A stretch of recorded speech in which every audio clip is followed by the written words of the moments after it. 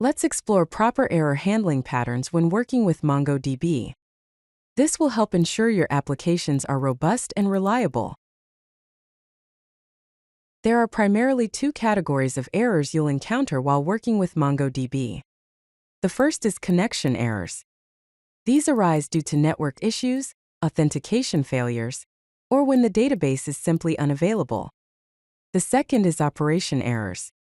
This category includes validation failures, such as when the data doesn't match the schema, duplicate key errors, and issues during query execution.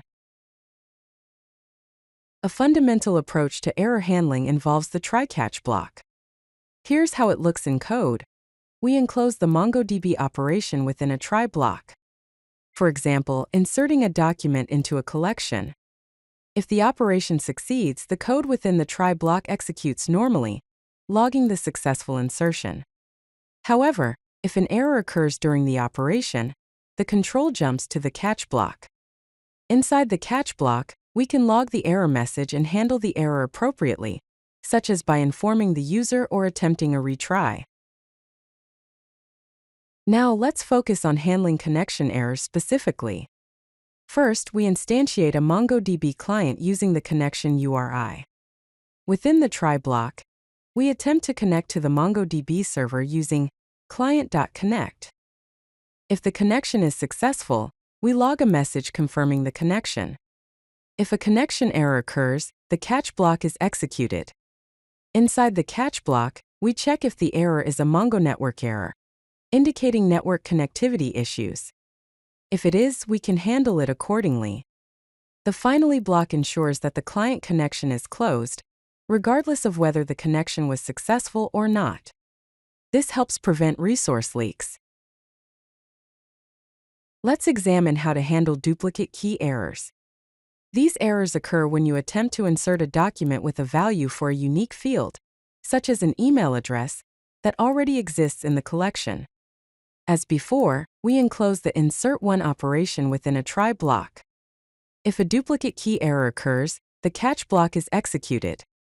Inside the catch block, we check if the error code is equal to 11,000, which signifies a duplicate key error in MongoDB. If it is, we log a message indicating that the email address already exists and return an error object. For any other errors, we rethrow the error to be handled elsewhere. Now let's look into validation errors. Validation errors occur when the data being inserted or updated does not conform to the schema defined for the collection. Inside the try block, we attempt to insert a document into the collection.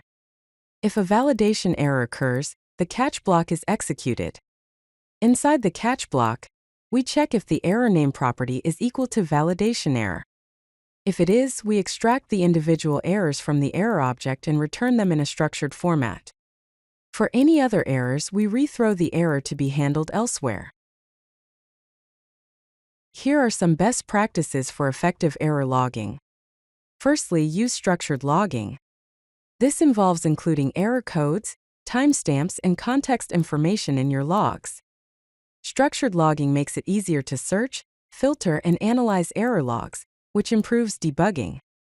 Secondly, avoid logging sensitive data. Never include passwords, tokens, personal data, or other sensitive information in your error messages. This prevents accidental exposure of confidential data. Here are the key takeaways regarding error handling in MongoDB. Always use try-catch blocks to wrap MongoDB operations in proper error handling blocks. Handle specific errors by checking error codes and types for appropriate responses. Use meaningful error messages with context information when logging data. Provide fallbacks and user-friendly error messages to ensure graceful degradation. Robust error handling ensures reliable MongoDB applications. If you like this video, hit that like button and don't forget to subscribe. Visit CodeLucky.com for more such useful content.